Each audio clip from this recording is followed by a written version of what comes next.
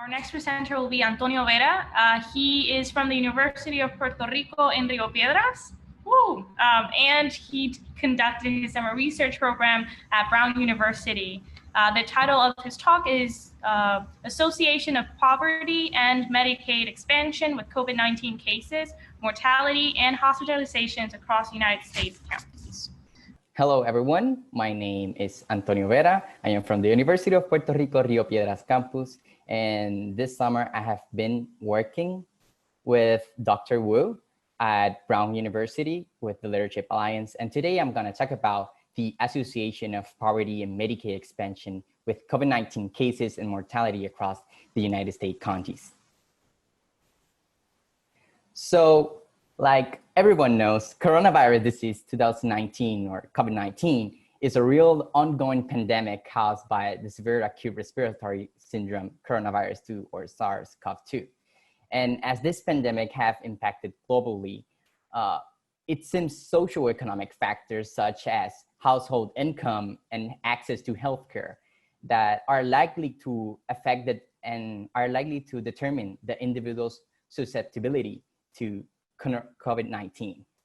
So as this pandemic go on, policymakers, both federal and state policymakers, have been looking to Medicaid as a tool for the response to this emergency. And as you can see in this map, 36 states and DC have implemented Medicaid expansion, are those states that are on darker blue, and 14 states have not adopted Medicaid expansion. Those are on lighter blue.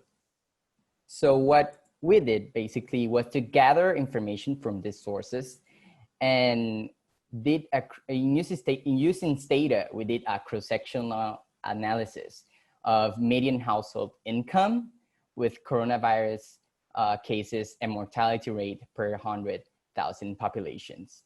And these cases and mortality were from the 141 US counties and DC. And those were as of June 24, 2020. And what we basically did with this cross-sectional analysis with the median household income with log transform and divided by quartiles and compare these outcomes of those counties of state that implemented Medicaid and those who did not implement the Medicaid expansion. First, we did for a baseline characteristic to have a more demographic data.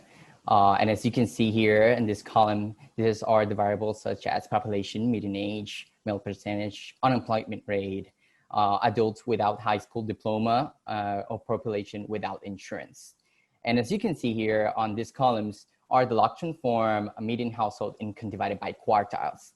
What this means that quartile 1 are those counties with lower income, and quartile 4 are counties with higher incomes.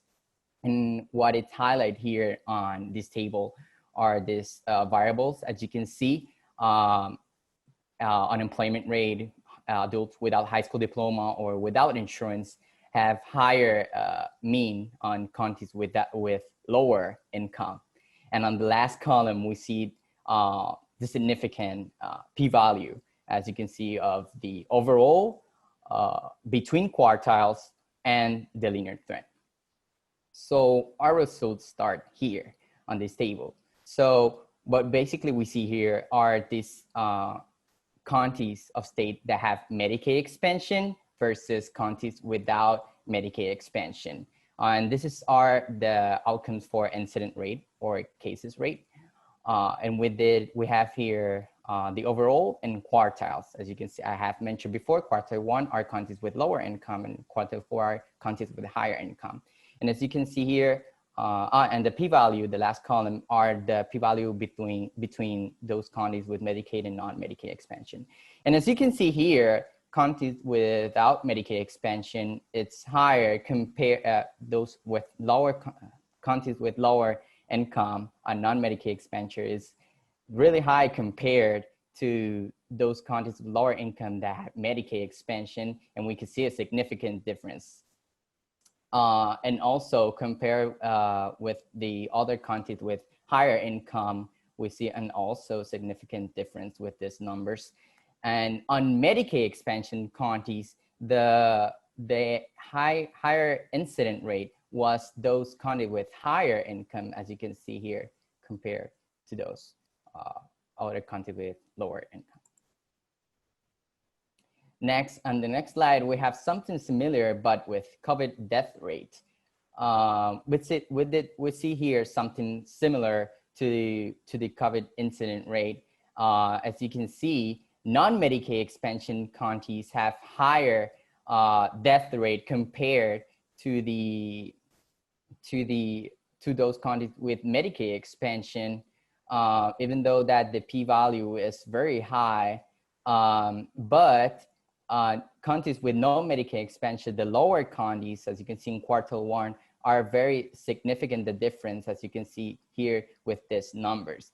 And as I said, with that, have similar to the incident rate, those counties with higher income with Medicaid expansion had higher death rate compared to the other counties with lower income on Medicaid expansion. Another thing we did was a doubling rate with the peak infection. That means from day 1 to the day of that county have the peak of cases, positive cases. So what we see here, the same Medicaid and non-Medicaid expansion. As an overall, we see that non-Medicaid counties without Medicaid had higher doubling rate compared with those who had Medicaid.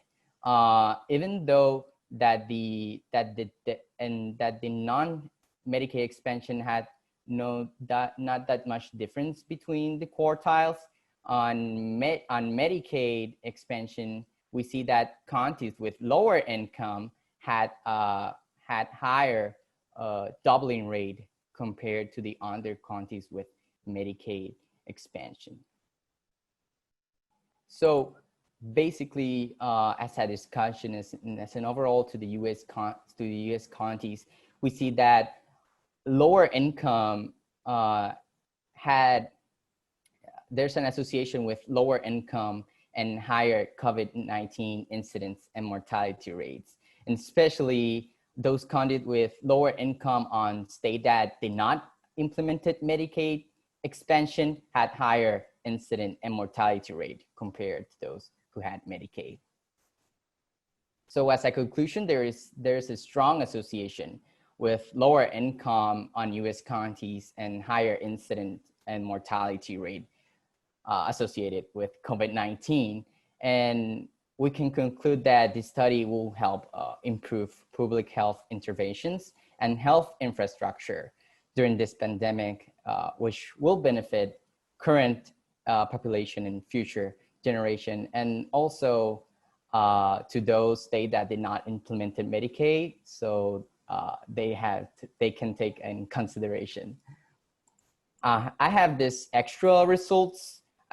This are the doubling rate with 30 days, 60 days, and 90 days. That means that since the first date of COVID and the 30 date of a COVID incident, we see the doubling rate. But I have, and we can see that none with counties with of state that did not implemented Medicaid had higher doubling rates, but the p-value, as you can see, are very high. So that's why I just put it in the end as just an extra results. So I would like to acknowledge and thank to all my amazing mentors and tutors, Dr. Wu, my tutor, Wanisha and Ship, as well as Shikara and Dr. Taviera that helped me with this project and all the Brown and Leadership Alliance. And these are my reference. And thank you very much. Is there any questions?